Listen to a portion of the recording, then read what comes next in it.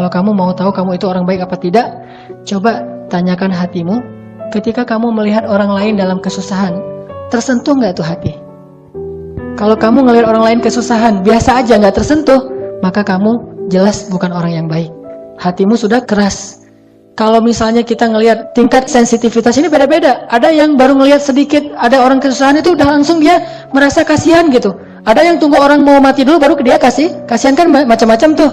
Begitu juga kita ngelihat sensitivitas hati kita itu menunjukkan kebaikan kita itu tingkatnya kayak gimana. Kalau orangnya sensitif banget, ngelihat ada yang membutuhkan, ngelihat ada orang yang sakit, ngelihat ada orang yang dalam keadaan kesusahan, dia langsung kasihan ya. Ngelihat ada orang yang jualan tapi dagangannya tuh kecil-kecil yang harganya nggak terlalu mahal, tapi dia bersusah payah ngangkat barang yang berat gitu. Kan ada yang jualan bangku tuh, yang dari rotan kan dia. Itu kan ngangkatnya tuh luar biasa. Atau jualan kasur yang diangkat, dibawa sendiri, ada 2 atau 3 kasur dibawa keliling dari satu komplek ke komplek yang lain. Belum tentu juga orang beli. Bisa jadi sehari dia keliling-keliling gak ada yang beli. Nah pas ngelihat itu, aduh kasihan ya. Atau pernah nggak ngelihat tukang bakso ngedorong gerobak baksonya tuh pas lewat tanjakan, itu kasihan banget tuh. Di situ kita bisa ngukur kita tuh orang baik nggak tuh. Pas kita ngelihat tukang bakso lagi dorong-dorong kan berat banget tuh. Apalagi banyak jalan yang berlubang, masuk ke lubang lebih berat lagi. Udah dia tanjakan masuk lubang, bisa jadi akan jatuh. Nah kita pas lewat naik motor mau berhenti nggak langsung nolong dia, atau sekedar kasihan ya. Nah di situ kita bisa tahu lah kira-kira kita sebaik apa orangnya. Jadi nggak usah ngaku-ngaku saya mah orangnya udah soleh, udah hijrah, udah baik apa segala macam. Lihat aja hati kita seberapa gampang mengasihani orang lain. Dan nggak usah tanya, Pak agamanya apa Pak? Nggak boleh kayak gitu.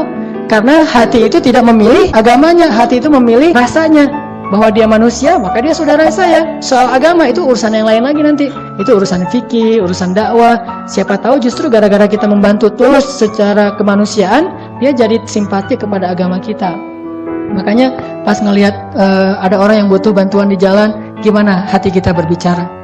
Mungkin sekali 2 kali dia ngomong gitu, tolongin tuh, kita abaikan gitu ya. Karena dia instruksi hati kita tuh nggak terlalu kuat gitu. Ibarat raja cuma sekedar anjuran, bukan titah gitu. Kan berarti rajanya belum terlalu ngeh nih. Kalau raja bilang, ada yang tolongin tuh, gitu aja, belum terlalu tegas gitu. Kalau raja bilang tolongin tuh, pasti akan semuanya ikut prajurit kan. Nah sekarang kita lihat hati kita itu kalau misalnya ngelihat yang kayak gitu-gitu ngomongnya gimana. Istafti qalbak, tanya sama hatimu. Kasihan ya cuma ngomong gitu doang. Kita terus lewat, besok dia ngomong lagi kasihan. Lama-lama dia akan kehilangan sensitivitas.